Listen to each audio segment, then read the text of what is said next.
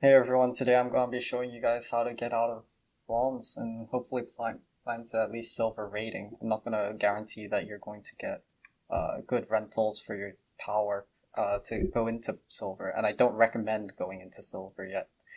Staying in bronze 1 seems to be the optimum level of difficulty and rental ease. So I would recommend staying in bronze unless you really want those loot chests to give you something decent.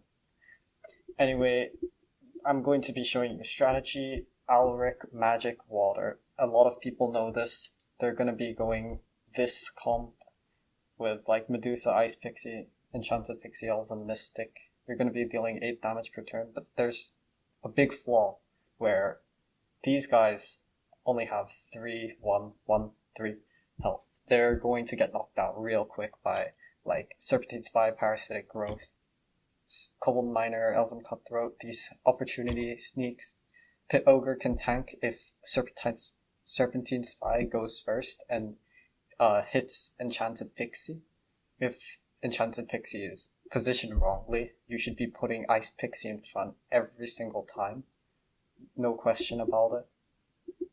Because Ice Pixie will, even if Serpentine Spy has 3 health, Ice Pixie will always get their damage out first if it's in front before Serpentine Spy hits. Then you have 8 damage rather than 6 if Serpentine Spy hits Enchanted Pixie.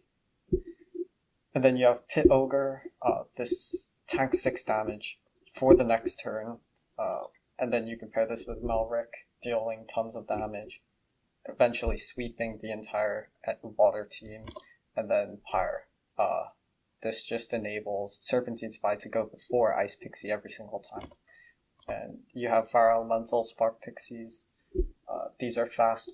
This is like a fast fire comp with Goblin Shaman, Serpentine Spy. They're gonna go first. They're gonna hit and wipe out your entire team before you even get a chance to attack. So, yeah, you can't really play this into Death. Death is also another hard counter. You have Snipes, you have Weaken, you have Opportunity, you have Sneak. You're just not gonna be able to get any big damage out. Haunted Spirit's gonna soak everything up, and your team's gonna get wiped out before they attack. And then I'm telling you guys this because there's recently with the Chaos Legion reward cards, there's been a solution to this issue. And now water is overpowered, in my opinion. I mean, there's still counters. I want to tell you guys how to counter this. The card in question is Binari Wavesmith. This card, if you don't know what it does, it has this ability, Protect, and it reads all friendly monsters gain 2 armor.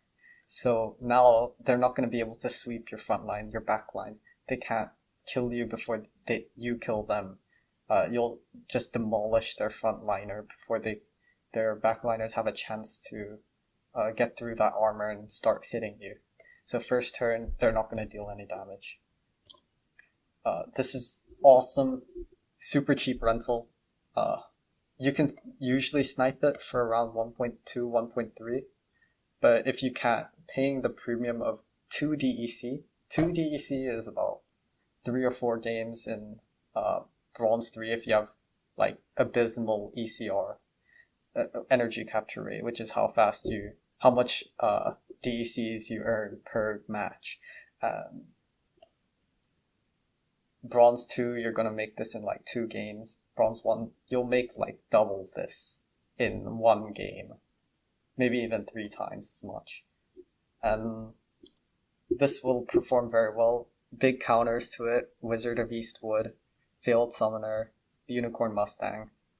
Just use that and you'll beat this every single time. Go Sneak with your Goblin Thief, your Goblin Sorcerer, and you can't. Any water team with Wavesmith can't deal with that. It just demolishes them, and you take no damage from their attacks. So some common tanks with this are Spineback Turtle, Serpent of Eld, and Frozen Soldier. And these 3 are in your spellbook. They're phantom cards. You can use these without renting them. Spineback Turtle, 4 mana, 6 health, 2 armor. These cards are all solid. Spineback Turtle is prioritized over Serpent of Eld unless you have a very high mana cap, and you're only renting Wavesmith. Frozen Soldier is a big noob trap.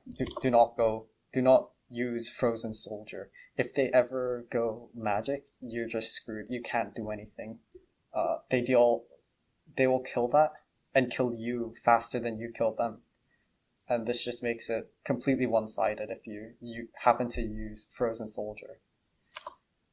So some other cards you can choose to use and rent to supplement your team would be cards like Kelp Initiate, one of the best cards in the game right now. 2 mana, 5 speed, 5 health. The speed, people always think that the speed matters. It's not because of the speed. It's because water doesn't mind having a cheap tank that dies, because magic attackers can attack from the front as well. So you're not experiencing a drop in DPS when your tank dies. You only experience that when your actual magic attackers die. So Kelp Initiate, best card. Battering Ram gives utility. Kelp Initiate also happens to free up mana for Battering Ram. So instead of, if you're in a kind of low mana situation, instead of going, medium mana, instead of going your Spineback Turtle, you can go Kelp Initiate plus Battering Ram for around the same value, because Wavesmith is giving your Kelp Initiate that +2 armor. So it becomes a mini Spineback Turtle with 5 speed. So sometimes they can miss. It's quite a nice card. You have Coral Wraith, 4 mana, 3 damage because of Alric. I think it's broken. 3 damage on the back line. They can't do anything. If they go Cyclops, you're still dealing more damage than them. And they're wasting extra mana on a useless card that's gonna get knocked out and only deal 2 damage. On your Kelp Initiate, who has 5 speed and 2 armor. Another tank, Torhilo the Frozen. This card I haven't used for myself, but a lot of people have been saying that this card is amazing. Seems like it'd be really useful, especially into like Jin Oceanus. It'll deal more damage to Jin than it takes, but Jin Oceanus in itself is a solid card. It nullifies most magic teams while dealing his damage first, and also having that void to prevent them from dealing damage. And you also have Lobstradamus, really strong card, everyone likes it. 6 mana, the opponents don't like it, but everyone that uses it likes it. It's really strong. You can use this in Back to Basics as well, for a massive tank for low mana cost.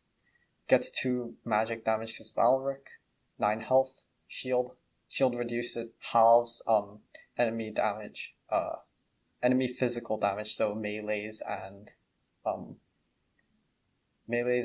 ranged attackers. So, and also has this quirk where if they only deal 1 melee or 1 ranged, it'll reduce it to 0. And then you also have Dwarven Wizard. This one's sometimes overlooked. It's an excellent card with Alric, without Alric. With Alric, it just becomes a monster. It deals 2 magic damage, so it'll go through shields if they have any. So if they put Halfling in their second position, this kills it before Halfling gets a chance to act.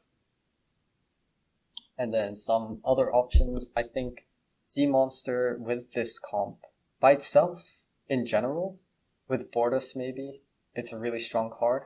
But I think with Wavesmith, it's kind of a noob trap, because you don't need to spend 8 mana for this damage and no void, 8 health. You're only going to be healing 2 per turn because you don't have 9 health if you're going for this level 1. But I think with Bordus, you could make it work very well. Level 3. Bordus level 2, Sea Monster level 3 could be strong. Captain's Ghost, very strong, has Affliction, will deal 3 damage per turn. Into Void, it's going to still be dealing 2, so it's pretty solid. If they happen to go Unicorn Mustang, and Wood Nymph, this Affliction's gonna stop them from doing that. Then you have cards like Axemaster, better than Mythica Headhunter. It's also cheaper. Double Strike deals 4 damage in 1 turn because it's hitting for 2 range twice. Has high speed, decent health. You don't really care about health with some of these cards, these ranged attackers. And this one's, I think, is up to you. I'd rather have that mana to spend on other cards. I think this is more of a... It synergizes better with cards like Bordus. If you have Selenia, it's OP, but other than that, I wouldn't use it in this specific comp because of the mana cost. And Wavesmith uses a lot of mana, but it's solid. 99 mana, always. Sea Monster becomes good with Alric at 99 mana. These cards become really strong. And then the best magic attacker, in my opinion, Ruler of the Seas. It's extremely powerful. It has 2 damage, they'll get buffed up to 3, and then Bat Blast. It deals additional damage to adjacent monsters. So now you're dealing 3 damage plus 2 for 6 mana. You're dealing 5 magic damage for 6 mana. Even if they have Void, you're still dealing 4, because there's no way they're using Void in their back as their second defender. There's a little bit of a catch though, because this card is really expensive. 40 DEC a day, that's at these rates like 50 cents? 40? Probably like 45 cents or something like that. It's just too expensive to be renting in bronze. You're gonna need like at least 10 wins, which you can realistically get. But then again, your ECR is going down if you get 10 wins.